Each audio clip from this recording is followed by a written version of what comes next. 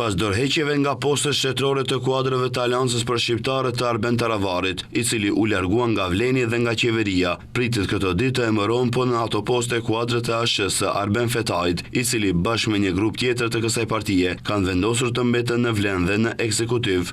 Këtë bëri të ditur zëvendëskryeministri dhe një herësh njëri ndër krerët e vlenit, Izet Mexhiti. Këto ditë, domethënë debatohet në strukturat e Aleancës.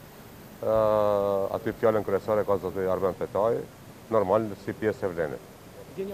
Situatën politike e ka komentuar edhe kryetari i Kuvendit Afrim Gashi. Ai vlerëson se shumica parlamentare është stabile dhe se qeveria edhe më tej do të punojë me kapacitet të plotë.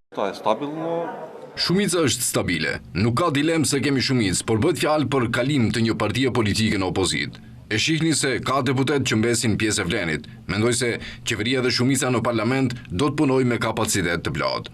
Kujtojmë se këto kombinime dhe zëvendësime vijnë pasi kreu i ASH-s Arben Taravari u largua nga koalicioni Vlen dhe nga qeveria, por një grup tjetër i ASH-s i udhëhequr nga zëvendëskryeministri Arben Fetaj vendosën të mbeten në këtë koalicion dhe ekzekutiv, ndërkaq në postën e ministrisë së shëndetësisë Taravarin do të zëvendësoj Azir Aliu.